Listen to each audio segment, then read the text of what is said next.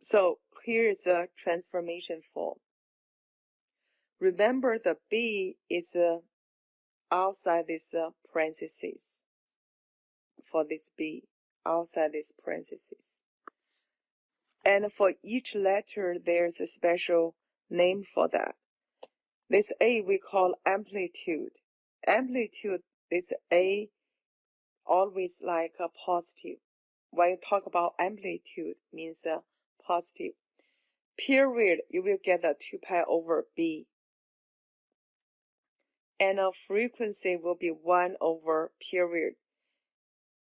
You learn this in physics class. Phase shift, that's C. Vertical shift, that's D. And midline, V equals D. Then how you get the D? D equals your maximum value, you add minimum value over 2. For the amplitude, we can do maximum minus minimum over 2 to get the amplitude. Remember these two formula. So how to remember? We know this is a maximum value. And here is a minimum value. Yeah, let me put over here, that's minimum value. Basically, for midline, it's the midpoint between the maximum value and the minimum value. You know, for the midpoint formula, that equals x1 plus x2 over 2, or y equals y1 plus y2 over 2. So you can count the maximum and the minimum value as y1 and y2. Find the midpoint. That's a midline we call. Basically, that's D value. And from the graph, how you get amplitude? Amplitude will be the distance between midline and the maximum value. Here's the maximum. So this is a amplitude. What's the meaning for maximum minus minimum? It will be the distance between maximum to the minimum. Then amplitude will be half of the distance between maximum and the minimum. That's why amplitude equals maximum minus minimum.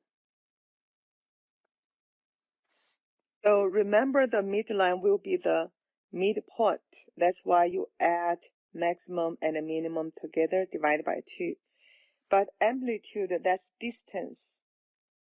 So we do the maximum minus minimum over 2 to get the amplitude. For the phase shift and the vertical shift, basically that's a translation. How the starting point translated to the left, how many units, or right, how many units, that's a phase shift. And go up how many units, or go down how many units, that's a vertical shift. And also we have general form or calculator form for sine and a cosine function. That's over here. In this pattern, we use C prime instead of C. So there's a relationship between C prime and a C. C will be equal to C prime over B. So when you draw sine and a cosine function, you have to get transformation form first. Using this formula, C equals C prime over B. Now let's draw a conclusion for that sine and a cosine function. So which graph will be the y equals sine x? That's D. You remember, here's the pattern. Like this, it's wave.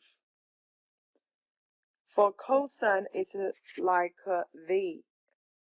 You know, if you have C, then you pull C from the bottom.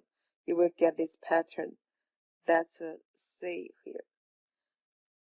And negative sine x will be, this is S, and then you pull S. You will get negative sine x. This function will be A. So B will be y equals negative cosine x.